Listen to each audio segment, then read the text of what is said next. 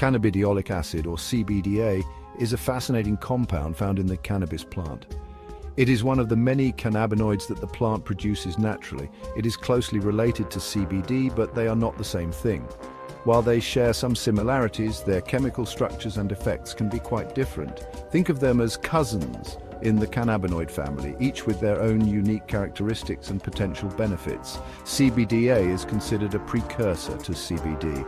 This means that CBDA transforms into CBD through a process called decarboxylation, which typically occurs when the plant is exposed to heat. This transformation process is crucial because it activates the compounds, allowing them to interact more effectively with our bodies. Both CBDA and CBD are types of cannabinoids, which are compounds that have a wide range of effects on the human body. Cannabinoids interact with our bodies through a complex network known as the endocannabinoid system. This system plays a vital role in maintaining homeostasis, or balance, within the body. The endocannabinoid system includes receptors that are found throughout the body, including the brain, organs, and immune cells. These receptors help regulate various functions. This system helps to regulate many functions, including mood, appetite, sleep, and immune response. It is essential for overall well-being. While CBD is well known and widely used, CBDA is newer to the scene and is just beginning to gain attention for its potential benefits. Research on CBDA is increasing as scientists are eager to understand its unique properties and how it might benefit our health. Scientists are conducting studies to explore the potential health benefits of CBDA, including its effects on mood, inflammation, and overall well-being. Early studies suggest that CBDA might have potential for mood support, anti-inflammatory effects, and other health benefits, making it an exciting area of research. How exactly does CBDA turn into CBD? The magic happens through a fascinating process called decarboxylation. You can think of decarboxylation as an activation process. It usually involves heat. When cannabis is heated, for example, through smoking or baking, CBDA loses a carboxyl group, a CO. This loss changes its chemical structure, effectively turning it into CBD. This transformation is important because it influences how these cannabinoids interact with our bodies. Research on CBDA's effects on mood is still in its early stages, but it is gaining interest. However, some studies suggest it might offer potential benefits for mental health. For example, CBDA has shown some promise in reducing anxiety in animal studies conducted so far.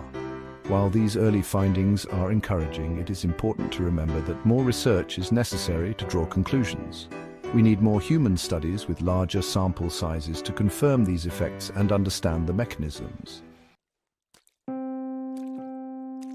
Section 4. Limited evidence and the need for more research.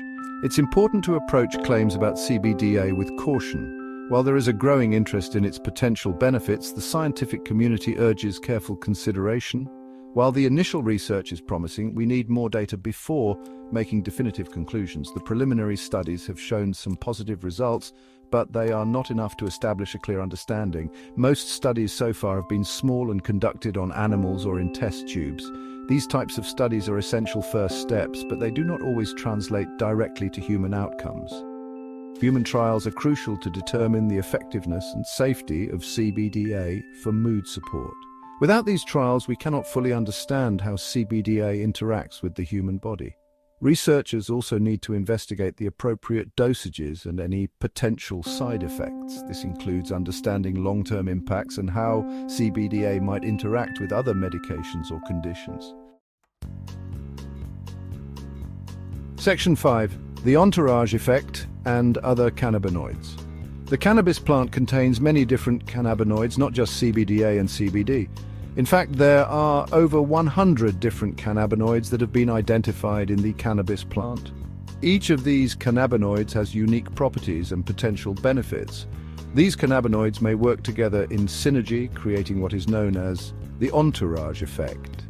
This effect is a fascinating phenomenon where the presence of multiple cannabinoids enhances the overall therapeutic impact.